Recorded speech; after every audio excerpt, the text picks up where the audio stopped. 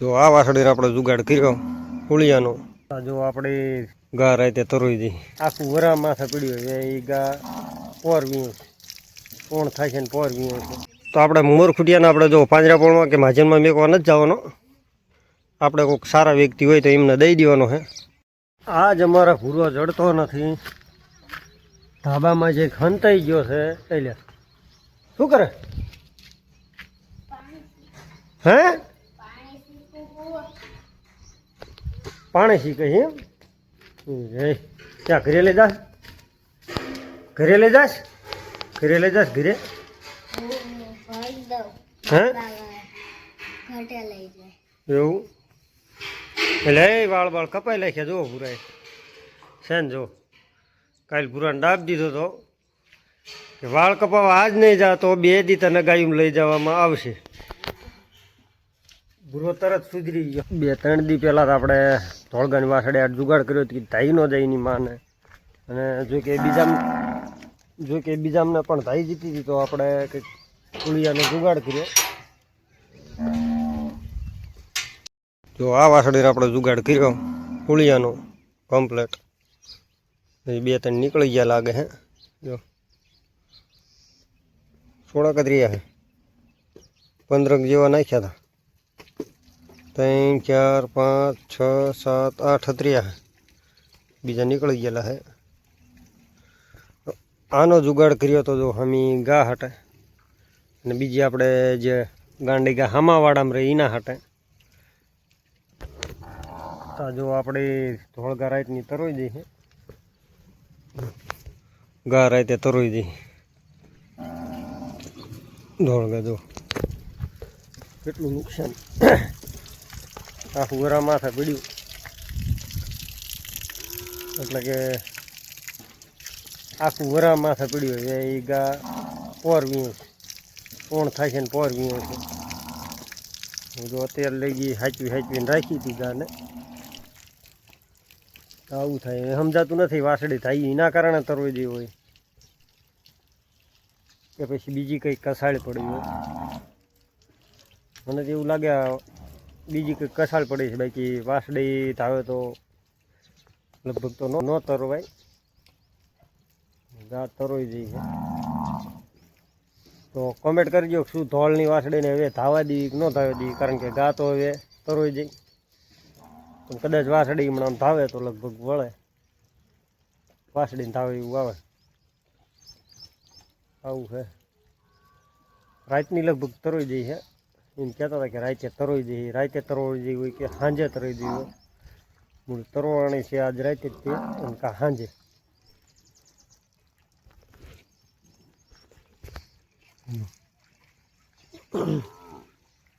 આવું છે. જો અહીંયા બગાડ પડ્યો બધો. ગાયું જો કે આવું જ કરે, વાડામાં આવીને એટલે ઊભી થઈ જાય. અમે એક ગા બામ રહી ના લીધે ઊભી થઈ જાય વધારે ભાઈ, કે ગાયું હાટી ના લીધે અમેના વાડામાં પણ ઊભી થઈ જાય.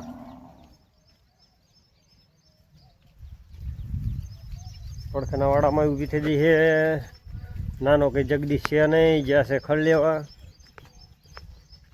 જોકે ભેંસુના ગોવાળ આવે પછી ગાયું લઈને જવું પડે, કારણ કે હાકલા એવા હાકલવા પડે ને એના લીધે. જીમની ભેંસું પણ બાંધી છે, ગાયું તો જોકે છૂટી જ છે, અને આપણે પણ ભેંસું અહીં છૂટી જ કરી નાખી છે. જો અહીં બાંધેલા હતા એ બધા છોડી નાખ્યા, 3 જોકે 3 જ બાંધ્યું આપણે. હા ગાય ઊભી થઈ છે, હવે લઈને જવું પડશે હવળા. એમાં એવું હોય વહેલી ઘણી ઊભી થઈ જાય ગાયું. આજ રોજ જઈએ છીએ આપણે 9 થી 9:30 વાગે, રોજ જઈએ છીએ કે 9 થી 9:30 વાગે, અને વાગી જાય છે અત્યારે 8:30 જેવું. તામાવડી ઊભી થઈ જાય, પડખરવાડામાં ઊભી થઈ જાય, એકાબીજી ઈશારા કરી દે, પડખરના ઊભા થઈ ગયા હાવ નજીક છે ને એના લીધે. તો આપણે આ 1 આ 2 અને ઠેઠ છેલ્લો વાળો રહ્યો એ 1-2 થાય છે, બાકી આ 2 વાળાના થઈ ગયા તારમાં ઊભા. આવું છે. હવે આપણને સમજાતું નથી. જો કે આ આપણે પીપર વાવી હતી કાઢી નાખવી કે રવા દેવી કે આને જગ્યાએ બીજી વાવી, કારણ કે જો આ આટલી ઉગી છે તો આને ઉગતા લગભગ વાર લાગશે. તો શું આ પીપર રવા દેવી કે કાઢી નાખી કોમેન્ટ જરૂર કરજો. બાકી જો આ બધા પાડા જો જેવા કઈ નાખ્યા છે, ભેંસુમાં જ જાય છે નાના નાના તોય. તો હજી 2 વાસળીઓ આપણે એવી છે બહાર બાંધી ડામણે કે જેમની માયુને આપણે દોતા નથી, અને એ જ કે ધાવતી નથી, દોતા નથી, પણ છતાં એ વાસળીઓ ઘરે જ રહે, ગાયું નથી આવતી. તો આપણે ગાયુંમાં ફૂલ લઈ જવાનો પ્રયાસ છે, જો કે ગાયું મેવા થઈ જાય મજા આવે. એવું નથી લાગતું કે બીજા કંઈ ગોવાળ વગેરે એવા થાય. આપણે ધોળની વાડી એવા થઈ જાય ને, આપણે ધોળની વાડી એવા થઈ જાય ને, ઘોડી એવા થઈ જાય મજા આવે.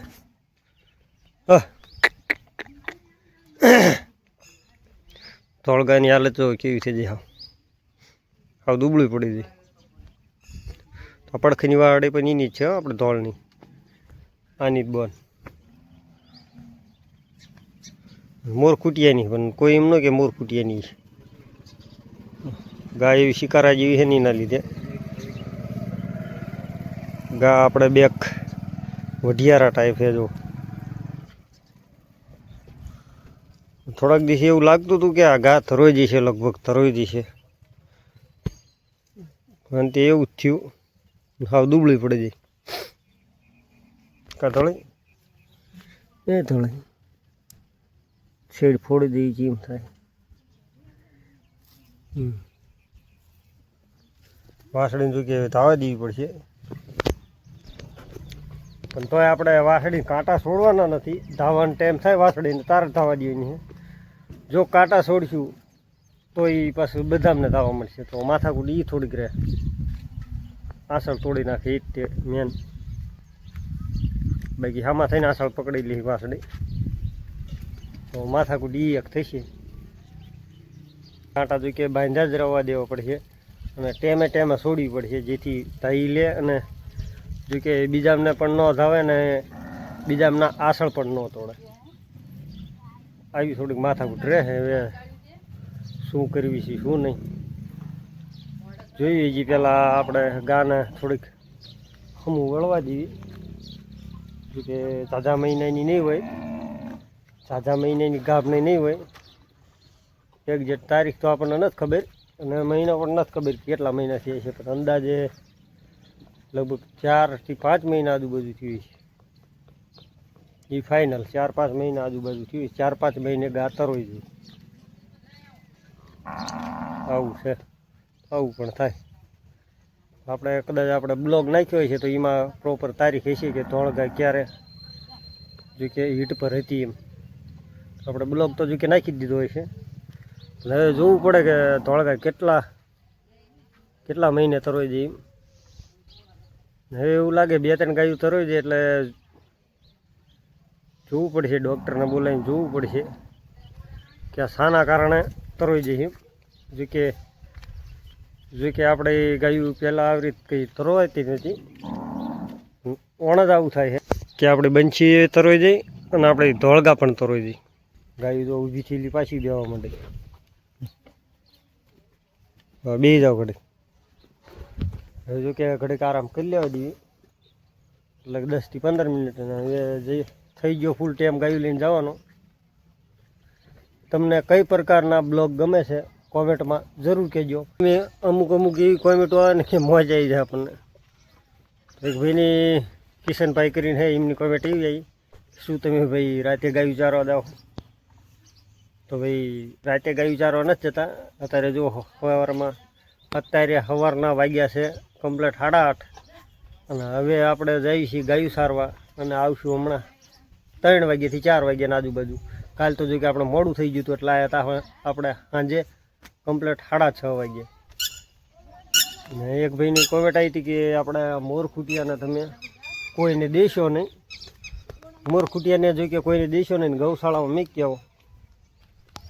તો અહીંયા ભાઈ એવું છે ને, ગૌશાળાવાળા દે બાકી લે નહીં, અને જે પાંજરાપોળવાળા આવે ત્યાં આપણે મૂકી તો એ રાખે, પણ એમાં એવું પાંજરા પોળવાળાને આપણે દેતા નથી. ટૂંકમાં આપણે પાંજરા પોળને માજન કહેવી, તો આપણે માજનમાં મેકવા નથી જતા. માજનમાં આપણે મોરખુટિયાને જે કે મેકવા નથી જવાનો, કારણ કે જે ગાઢા બૂઢા હોય એમને મેકવા જવાનું હોય માજનમાં. તો આપણે મોરલાને હજી કંઈ વાંધો નથી, આવું કમ્પ્લીટ છે. તો એને આપણે જો કે ગૌશાળામાં તો જો કે ઓછા લે. અમારે કે ગૌશાળાની એવી વ્યવસ્થા પણ નથી કે ગૌશાળામાં મીકીએ એવી તો રહે એમ. તો આપણે આ મોરખુટિયાને આપણે જો પાંજરાપોળમાં કે માજનમાં મેકવા નથી જવાનો. આપણે કોઈક સારા વ્યક્તિ હોય તો એમને દઈ દેવાનો છે. બાકી એવું કંઈ નહીં. આપણે રહેતોય આપણે વાંધો નથી. આપણે જો કે અહીંયા રહેતો આપણે વાંધો નથી, પણ વાંધો એક જ છે કે એના ઓળકા જો આવડા થઈ ગયા છે. હા જો, તો હવે આ હીટ પર આવે એટલે એના લીધે આપણે જો આ હીટ પર આવે તો એના લીધે આપણે મોરખુટિયાને આપી દેવાનો છે. આપણે એ માટે જ લાવ્યા છીએ આપણે રુદ્રખુટિયાને. જો આવું તો આપણા મોરના જે ઓળકા છે તો એને ફેળવવા માટે તો આપણે રુદ્રખુટિયાને લાવ્યા છીએ. તો એવું છે. બાકી એવું નથી કે આપણે દઈ દેવો નથી રાખવો અને માજનમાં મીક્યા હોય તો આપણે માજનમાં મેકવા જવાનું જ નથી. હાલો, તો હવે આપણે થઈ ગયો ગાયો ઢાળવાનો ટાઈમ, એટલે કે સારવા જવાનો ટાઈમ. હે આમથી બહુ ખરાબ હો. આમથી પાછી ગમે ત્યારે ગાયું સારવા જાય એટલે બહુ ભડકે. અત્યારે મોઢું અડાડી દે એવી ખતરનાક ગા. કાં તો લઈ મોઢું અડાડી દે અત્યારે, એટલી લાડ કરે. હાલો, તો હવે જે કોઈ ભાઈને કોમેન્ટ કરી દીજો, અને બ્લોગ તમને કઈ પ્રકારના ગમે છે એ પણ કોમેન્ટ કરી દીજો. બાકી મળશું આગલા વિડીયોમાં. ત્યાં લગી જય શ્રી કૃષ્ણ ને જય સિયારામ. બધાને કોમેન્ટ જરૂર કરજો.